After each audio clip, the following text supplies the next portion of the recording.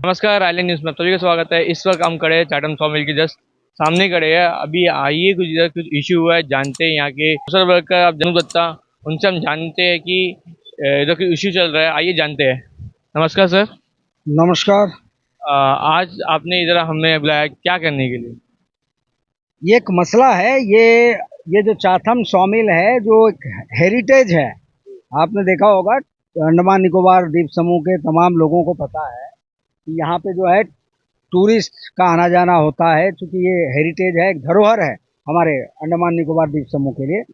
यहाँ पे पिछले साल और पुराने लोग देखे होंगे कि यहाँ पे एक कैंटीन बिल्डिंग हुआ करती थी। यहाँ पूरा ये कितना टाइम पहले था जो बिल्डिंग चाटम, जो कैंटीन बिल्डिंग आप कह रहे हैं, कितने साल पहले था? ये 100 साल पुराने है, हेरिटेज बिल्डिंग है। और जितना चाथम पुराना है वैसे ही वो कैंटीन भी पुराना है।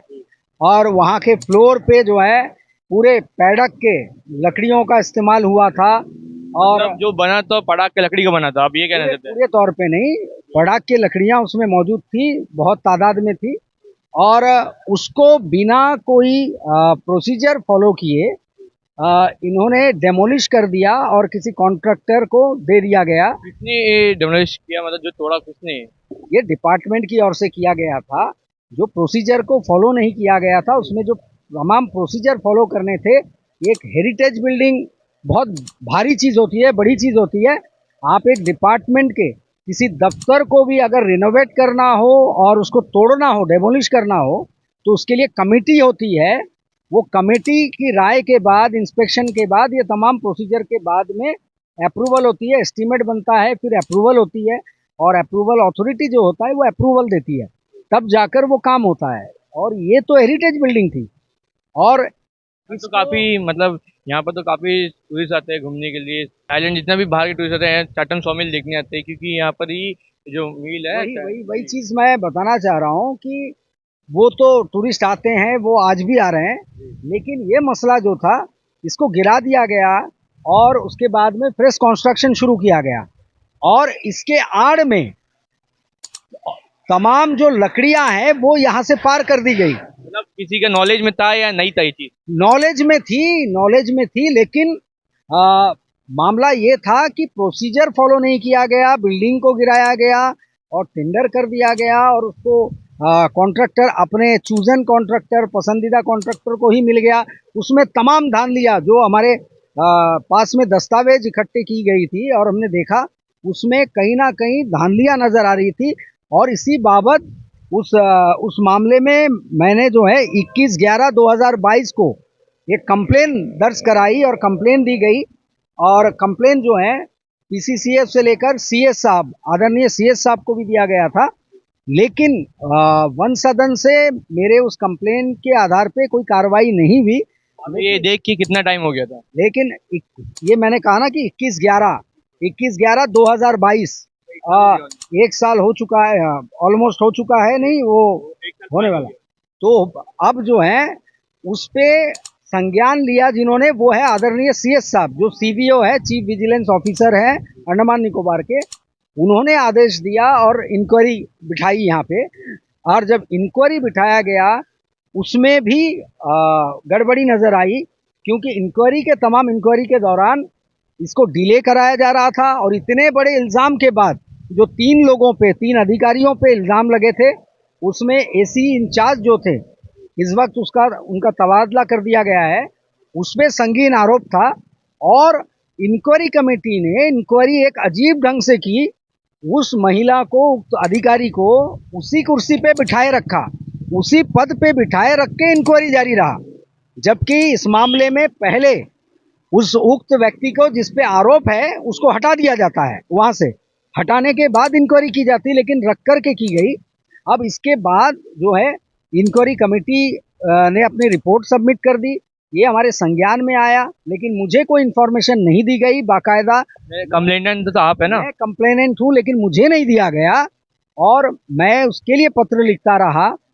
वन सदन से कोई रिप्लाई जब नहीं मिली, उसके बाद मैंने चीफ सेक्रेटरी महोदय को, जो सीवीओ हैं, चीफ विजिलेंस ऑफिसर, उनको मैंने लिखा और उनको मैं 7/11/2023 यानी नवंबर 7 तारीख को 2023 को मैंने उनको पत्र लिखा, ऑलमोस्ट 1 महीना पहले।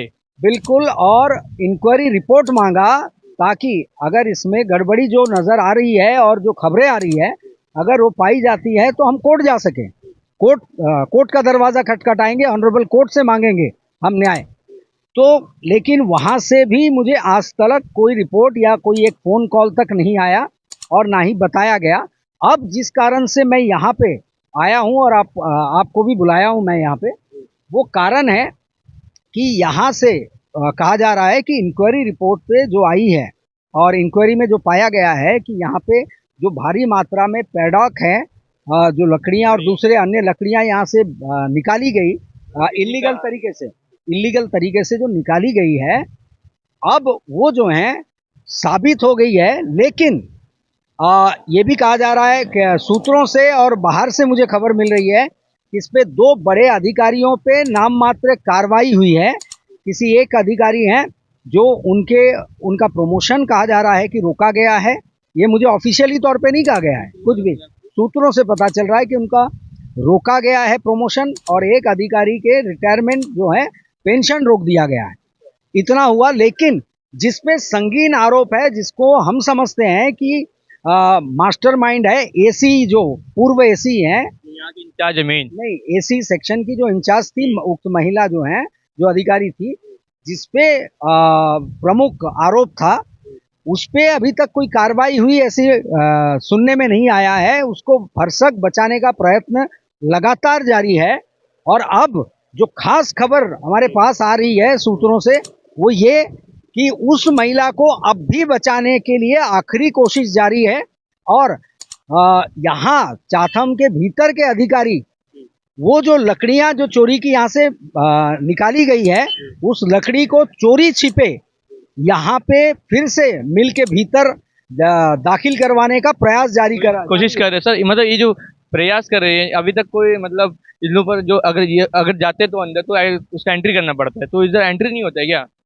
ये एंट्री होगी और कैसे वो माल वहां तक पहुंच जाएगी, उसे दिखा दिया जाएगा। शायद ये सोच है उनका कि सामान को जो है वो कॉन्ट्रैक्टर जो है, बार बार कोशिश में, लगातार ये खबर आ रही है कि कॉन्ट्रैक्टर जो है ये अपना जो है अपने चैनल को लगातार एक्टिव कर रहा है कि जैसे तैसे कोई सेटिंग हो जाए और उस माल को वो भीतर तक मिल में दोबारा पहुंचा दे और ये दिखाया जाए कि गलती से माल चला गया था, वो माल हमें रिटर्न आ गया है। सर मतलब ये तो जाके बहुत टाइम हो गया, तो अभी आने का क्या मतलब बनता है?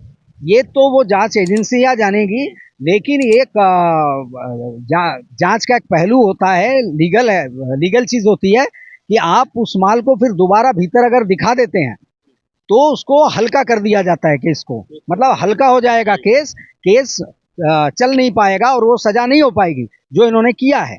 और माल और वही सामान को, जो लकड़ियां हैं, कीमती लकड़ियां हैं, उसको अब जो है कुछ भी लकड़ी के तौर पे कोई भी लकड़ी दिखा करके वो भीतर प्रवेश करवाएंगे और मिली भगत से करवाएंगे और इस तरीके से वो माल अंदर पहुंचेगी और दिखा दिया जाएगा जांच एजेंसियों को कि ये जो है सामान वो जो है यहीं पे रखा हुआ है, गलती हो गई थी, वापस दे दिया गया।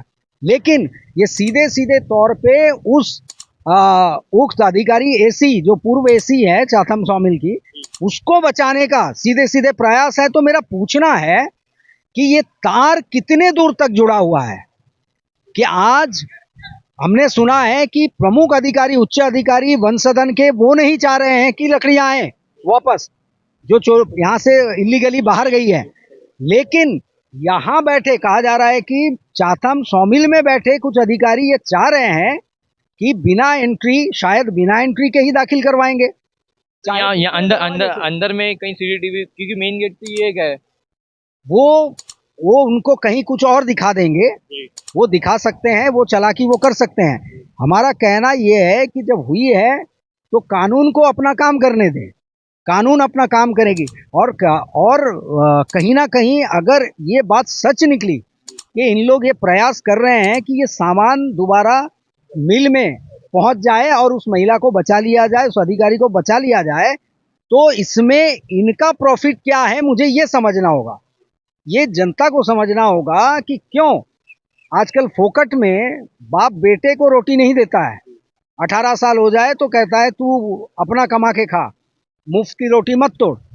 लेकिन मुफ्त में क्या, अगर ये बात सही है, मैं बोल रहा हूं बार बार आपके चैनल के माध्यम से कि अगर ये रास्ता अपनाया है उन्होंने और ये साजिश चल रही है कि सामान जो यहाँ से गई है वो सामान, वो लकड़ियाँ, कीमती लकड़ियों को वो लकड़ी शायद ना आए, कोई और लकड़ी दिखा करके भीतर कर दिया जाए साठ गांठ से, तो अब जो है देख सोचना ये होगा कि इसमें इनका वर्स्ट इंटरेस्ट क्या है। अगर ये बात सच है, क्यों उसको बचाने का प्रयास किया जा रहा है? या सर इधर में कोई मिला भगत होगा? हो सकता है शुरुआती दौर से, प्रारंभिक दौर से हमने अपने पत्र में कहा, कंप्लेन लेटर में कहा कि किस तरीके से वो हुई है और किस तरीके से पैडक, इन्होंने कहा था कि पेंटिंग लगा हुआ था इसलिए हम पहचान नहीं पाए। एसी ने एस्टीमेट बनाया, इन्होंने फाइनेंशियल पावर एस्टीमेट बनाने का उनका अधिकार क्षेत्र से बाहर वो उन्होंने बनाया था। जो यहाँ पर ही जितना भी पड़ा, जितना भी लकड़ी यहीं से सब लेके जाते हैं तो इनका इंस्पेक्शन होता है, पर अभी वो ये क्या बात हो गई कि पेंट लगा था वजह से इंस्पेक्शन है? ये तो सवाल उठता है कि जब मिली भगत हो तो आदमी आंखें बंद कर लेता है, बहाने हजार होते हैं। और मैं आपको वो फोटोग्राफ्स प्रोवाइड करूंगा, वो मैं दूंगा आपको, जिसमें साफ तौर पे नजर आ रही थी उस वक्त में कि वो पैडक की लकड़ी थी और उसमें पेंट नहीं थी। पेंट केवल उसके जो मेन पिलर थे उसमें लगे हुए थे, और मेन पिलर आप सोचिए 100 साल से भी अधिक ये धसी हुई थी वो पिलर, जो लकड़ी खंबा, मेन खंबा जिसको कहते हैं, वो खंबे के नीचे पोर्शन जो मिट्टी में धसी हुई थी वो भी नहीं सड़ी हुई थी। यानी कि अगले और 50 से 60 साल वो लकड़ियां चल सकती थी। और उसको रिपेयरिंग और मेंटेनेंस के नाम पे, फ्लोर रिपेयरिंग और मेंटेनेंस के नाम पे इस कैंटीन बिल्डिंग को धराशायी किया गया। कैंटीन बिल्डिंग ही हटा गया, पूरा का पूरा गिराया गया और टेंडर में लिखा गया था repairing and maintenance of canteen departmental canteen floor building, floor का जो है उसका रिपेयरिंग, और फ्लोर के नाम पे पूरे कैंटीन को धराशायी किया गया। और मैं लगातार ये बोल रहा था, आप देखिए मैंने 21/11/2022 को दिया था, आज कौन सा डेट है और कौन से महीने चल रहे हैं, अभी तक कोई भी उनके तरफ से मुझे एक लाइन का जवाब तक नहीं आया। और आप जानने की कोशिश करें कि आपने पत्र दे रखा है, आपको कहा है कि सीवीओ को मैंने दिया है, सीवीओ साहब, आदरणीय चीफ सेक्रेटरी साहब को, जो सीवीओ भी है, 7/11/2023 को दिया है कि हमने इंक्वायरी रिपोर्ट मांगा है कॉपी कि मुझे दिया जाए, मैं कंप्लेनेंट हूँ, लेकिन वो नहीं दिया गया अभी तक। ना ही कोई फोन कॉल आया वहां से कि आप आइए, आपसे बात करनी है, या फिर आकर के आप कलेक्ट कर लीजिए, या बाई पोस्ट भिजवाया जाता, कुछ भी नहीं हुआ। अब जो है ये बातें सामने आ रही है कि उस लकड़ी को जो बाहर गई थी इलीगली, उसको कहीं ना कहीं साठ गांठ के जरिए फिर से मिल के भीतर डालने का, छुपे अंदर लाने की कोशिश कर रहे हैं, प्रवेश करवाने की कोशिश जारी है। और ये कोई वंशधन नहीं, मैं संज्ञान में लाना चाहूंगा हमारे पीसीसीएफ साहब के, एडिशनल पीसीसीएफ साहब के, कि इस पे संज्ञान ले, इसको सीरियसली ले, क्योंकि कहा जा रहा है आप लोग नहीं चाह रहे हैं कि ये सामान वापस आए, लेकिन यहाँ के कुछ अधिकारी चाह रहे हैं कि वो सामान वापस आए। ऐसा होता है ना सर, जैसे कि यहाँ पर कोई नॉर्मल इंसान और थोड़ा सा पड़ा के लकड़ी काट दिया, उसको वही फॉरेस्ट है जो भी नहीं, मैं बताना चाह रहा हूँ, आपको बताऊंगा, ये बात सही है कि ये नॉर्मल इंसान एक जंगल से लकड़ी काट ले तो थाना पुलिस हो जाती है, उसे भीतर कर दिया जाता है, लकड़ी को भी कब्जा करके। इसी मिल में जो इतने बड़े जो धानली है, तब भी इसको प्रोटेक्शन देने के लिए, उसको बचाने का जो प्रयास है, क्या यही अधिकारी अपने मिल के किसी मजदूर जो कोई कारणवश बेवश होकर के अगर 3 दिन विदाउट इंटीमेशन छुट्टी कर लेता है तो उसके ऊपर मेडिकल बोर्ड बैठा देता है। उसको कैसे नौकरी खाना है, उसे सस्पेंड करना है, मेडिकली अनफिट बता करके उसको नौकरी से बाहर निकालना है, ये तमाम प्रयास करती है ये अधिकारी। और पता नहीं यही अधिकारी कैसे खड़े होकर आंख से आंख मिलाकर कहता है कि मैं सही हूं और तुम लोग डिसिप्लिन में रहो, रूल में रहो। हाँ, वर्कर को कहते हैं जो 8वीं पास है, 10वीं पास है, 9वीं पास है या जो अंदर के मजदूर है, मजदूर वर्ग है, उसको धमकाते हैं कि भाई रूल में नहीं रहोगे तो नौकरी चली जाएगी। तो इनके साथ क्या होना चाहिए, जरा ये बताएं मुझे कि आप एक गलत आदमी का अगर सपोर्ट करते हो तो आपके साथ में क्या होना चाहिए, और आप कैसे आंख से आंख मिला करके हम लोगों से बात करते हो, किसी नेक आदमी से बात कर सकते हो।